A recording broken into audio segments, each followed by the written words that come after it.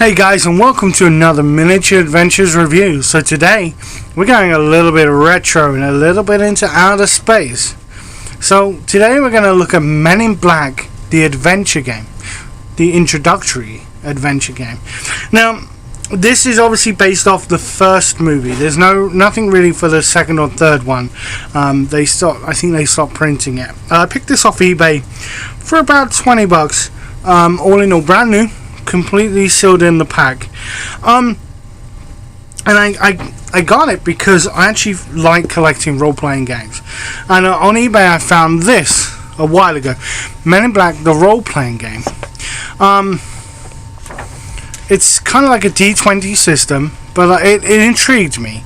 But unfortunately, it just it seemed a little bit too complicated to jump into that. So I saw this on eBay and I thought, why not? Why not grab it, take a look and see? And even if I don't play it, it's great piece to kind of collect.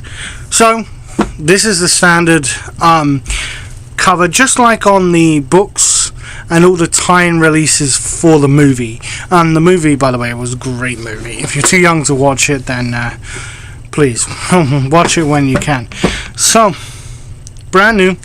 So this box includes an agent guide, which is basically like your player's handbook, some character sheets, a director's guide, which is basically your GM guide, a mission book, which is kind of like a campaign book, I guess you could say, some dice, 16 colored cards showing aliens, which I've already punched out and taken a look at, and 4 maps illustrating typical Men in Black locations. So some of this does take from the first movie, but then kind of spins off a little bit from that into other settings. So straight off the bat, here's the director's guide.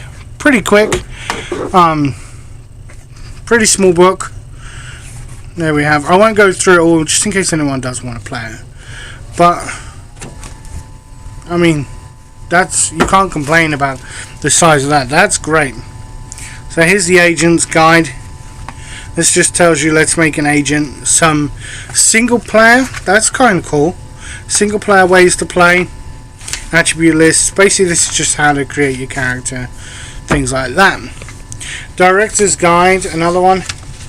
I guess this is so this is like they released an alien recognition guide for the main rulebook. I have it here actually.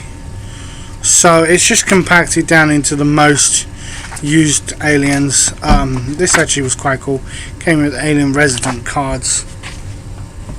Mission book, pretty big mission book. Again, we won't go through, but basically just gives you an outline of the mission and basically director's instructions. But again, it's all pretty kind of nice and cool. Nice cool little poster for the introductory game. And then we'll take a look at the maps in a minute actually. So the little stand-up guides you get are pretty cool. And the artwork on them is just great. I mean, there's the bug, and it kind of says on the bottom what they are. This thing is weird. Yeah. And that is a megaploid. It just kind of helps you visualize where everything is. You get the Ford LT. That's kind of cool. Some civilians, aliens, different aliens. Obviously you need Men in Black agents. Mikey, if you remember him from the first one. And then it comes with basically some cards that just tell you how for different aliens. So here we have the blaster, and then we have the Carillion blaster that they use in the movie. It just tells you basically what they can do. what damage it does. And then other weapons. This jet black card can morph itself into any sort of identification. That's kind of cool. Equipment. And then just some simple aliens that you're going to use on this mission. So, what do you play on the mission? Well, basically, we have maps. So this is an alien crash site. So what you would do is you'd kind of park your Ford LTE here, and you say to your players, okay, hey look, so there's an alien right there at the entrance, and it gives them a bit of a helping hand with theatre of minds. This is a great game for some kind of younger kids. Maybe a good introductory, as it says, introductory into role-playing games, because it kind of gives you some terrain to kind of play on. It comes with quite a few maps.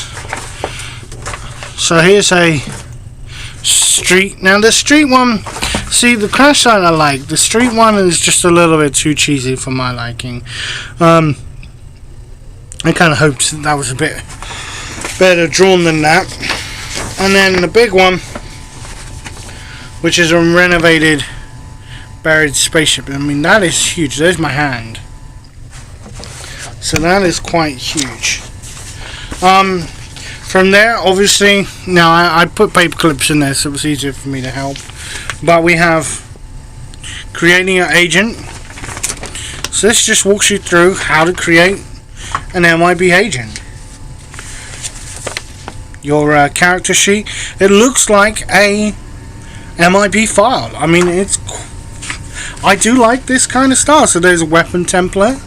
Again, it all has MiB headed paper that makes it just look good. So vehicle templates, looks good and authentic. Alien data, folder 7 assignments. So this is all stuff for people for them to make notes on, just as if they were really an MiB agent. I mean, this is a cast member list, and then gadget templates. So on the whole, this is a great introductory game to role-playing game in general, not just Men in Black. The fact that it's themed with the Men in Black, and I do believe most people have seen the Men in Black movies, it's good, and it adds so much wealth that you can, especially when you buy the books, as I say, extra. The introductory game itself is good. It self-contained. It has everything you need and enough rules for you to expand. I would suggest buying, once you've done the introductory game, buying the book if you like the game, because as I say, this just adds a load more wealth of information and a load of different scenarios, some solo scenarios as well. On top of that, I would get the alien recognition guide, because let's say it just adds aliens. Now you can make your own as a director. If you're a director, you can make your own aliens up. These give you templates on how to make aliens. I did pick up another mission book, so I kind of have two. This is kind of cool though. So this is the director's guide, which is basically a book, which I'll show you in a second, but a GM screen that you then stand up, play just like you would in D&D, and then a bigger copy of the director's guide. So here we have the neuralyzer, and again, I love the fact that it has artwork, but it also has scenes from the movie to kind of tie it in with it. It's just great. I mean, I love how this game was put together. I love the idea of it. It kind of makes me a little jealous, and I wish they'd released a Jurassic Park kind of role-playing game based on this.